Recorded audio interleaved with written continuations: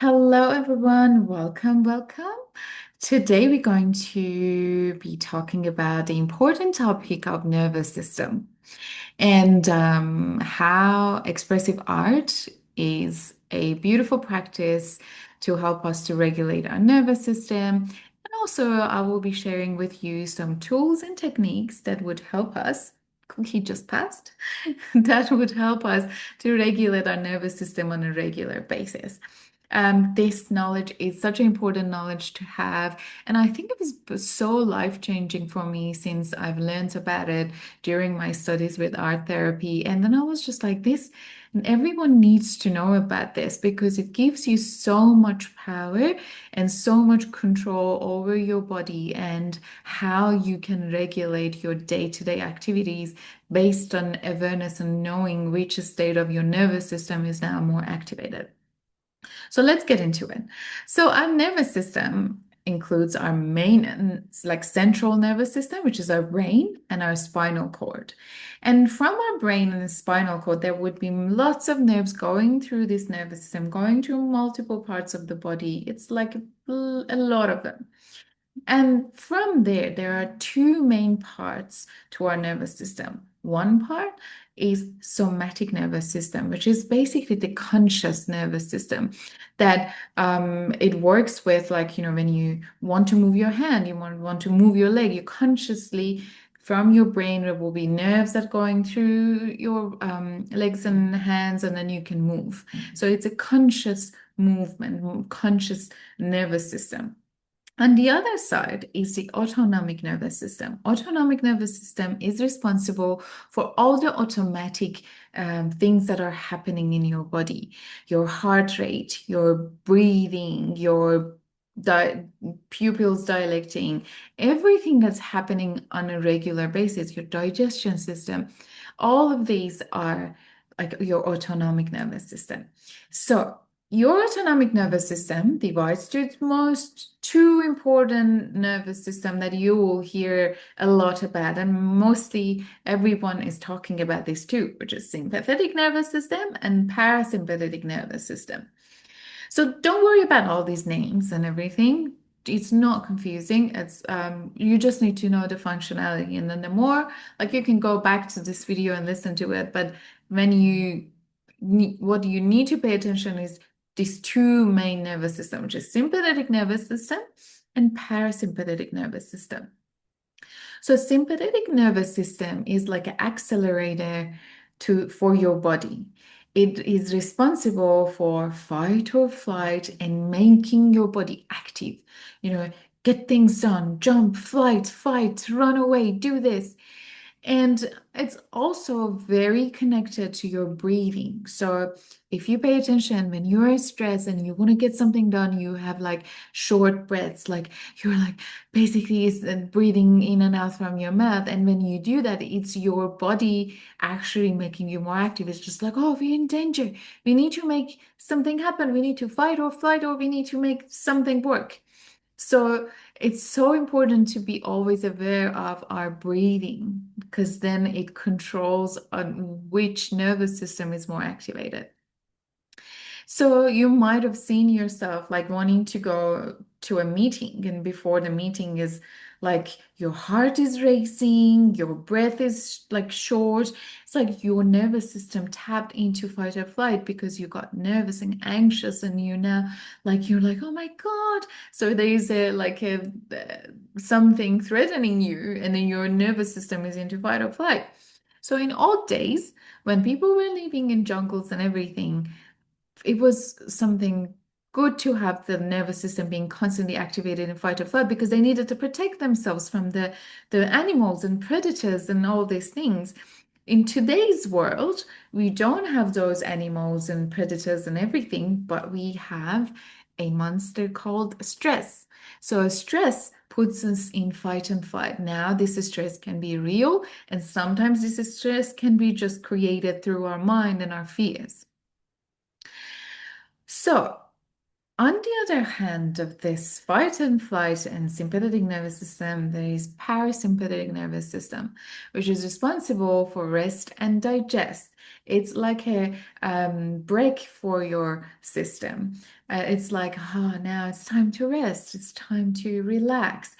It is also very connected to our breath.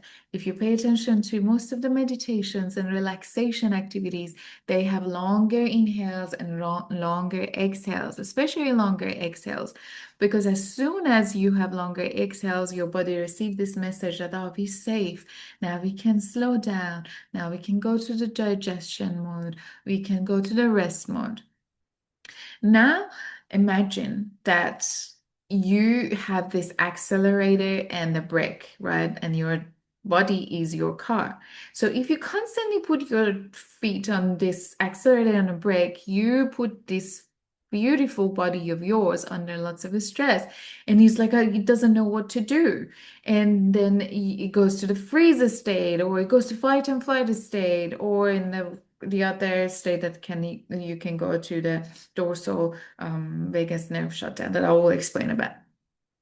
So the main job for us is to create a balance between activation of these two nervous system, because these two need to dance with one another.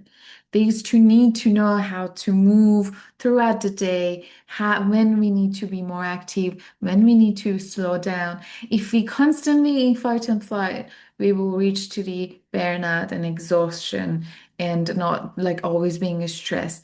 If we constantly in parasympathetic, we reach to shut down and not having enough energy to move. So we need to create this balance and this dance between these two systems that we can operate on a regular basis. So our parasympathetic nervous system goes to ventral and dorsal vagal. So ventral vagal and dorsal vagal. These are as part of our vagus nerve. It's one of the important vagus nervous system part that is responsible for in our parasympathetic. And ventral is more like when it gets us more social and we want to speak, we want to be more out there. And dorsal is when we go shut down, like shock state, and we shut down. And it's like complete parasympathetic shutdown happens when our dorsal is activated. Now I'm going to share a diagram with you. In this diagram, we're going to explore and see how we feel in any of the situation that our nervous system is activated, how we feel, what we experience if we are in these different stages, what we can do to help ourselves, and what are some of the techniques that are important for us to know. I teach this in my coaching programs and in my expressive art sessions. We go with my clients through a full day of activity and see how their nervous system is fluctuating throughout the day, and then we find out what's the best way for them to keep this nervous system regulated. And I teach them the different tools and techniques that is suitable for them, because each of us are different. We need to explore different things to know what works for us best. So let me share my screen.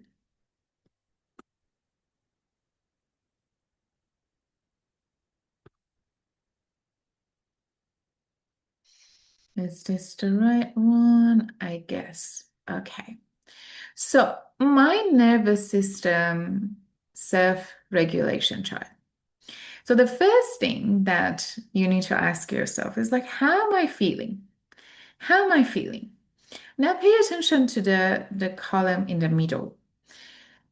If you're feeling anxious, scared, irritated, frustrated, angry, or worried, especially first thing in the morning, I hear this a lot from most of my clients, that I wake up and my mind is on a tangent. I'm just thinking in thoughts of scary thoughts, fearful thoughts. What if this happened? What if that happens? It's as if like you just wake up and you are in fight and flight. So if you're feeling these feelings, anxious and scared, irritated, you are in fight and flight, meaning that your sympathetic nervous system is highly activated. In order for you to help yourself to come out of this fight and flight, you need to release your stress through releasing some of your energy that is built up. This would be through longer exhales, paying attention to your breath. If you are breathing shortly, extend those breaths. Breathe in slowly, exhale slowly. Do somatic practices like shaking and releasing energy from your nervous system. It can be through sounds, it can be through shaking your body. Journal or speak out loud or record your voice with all these feelings and emotions that you have. Allow it to move through your energy systems and your body. And use emotional freedom technique or tapping. My file has some typos, so that's okay. So, emotional freedom technique or tapping is by tapping some important meridian points in your body. These important points in the body are responsible to release the energy throughout your nervous system. There are some points I teach this in my session in details, but if you want to know, some of the most important ones are your cardi chops, corner of your eyebrows, under your nose, your chin, and top of your head. There are more other parts. We can go through them if you decided to explore this. Tapping would help you to release. You can have some affirmations while you're tapping your body, and that would be very helpful as well. Now, next one. If you're waking up, you feel already chronically fatigued. You feel like you're burnt out. You're like, I don't have any energy. You are wired but tired. Means that you're conscious. You feel how you have energy, but you can't move. That means that you're in the freeze state.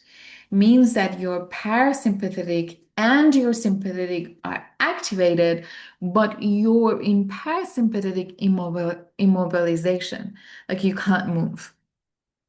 What you need to explore in this state is to signal safety to yourself. Sit or lie with a weighted blanket. Allow your body to feel weight. Sometimes a big hug from your partner can help. So, or apply warmth, because warmth creates that sense of safety and change in your temperature, so it helps you. Listen to music or sound baths or a relaxing piano. Music is so magical early in the morning.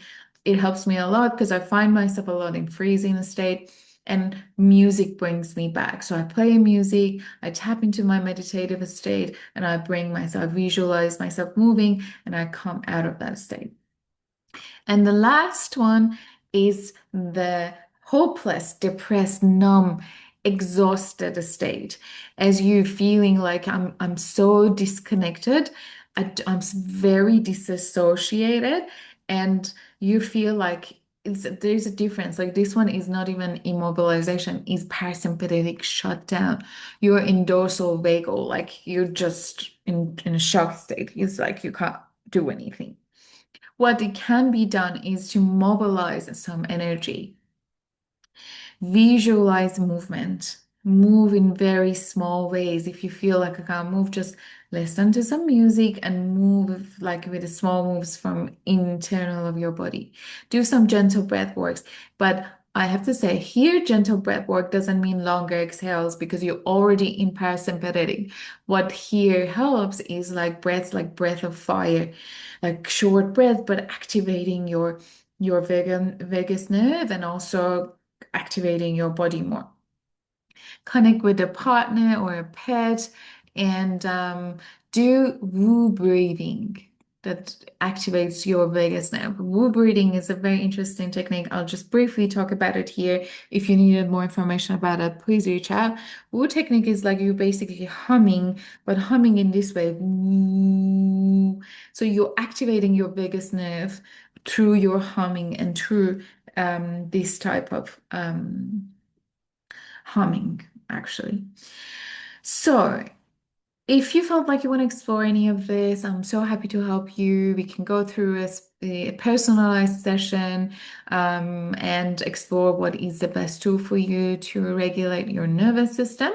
I share all my links below, and you can choose from book a session, or even if you simply just want to have this chart, I'm happy to share it with you. Just send me a direct message on my social medias. and like I'll send them to you.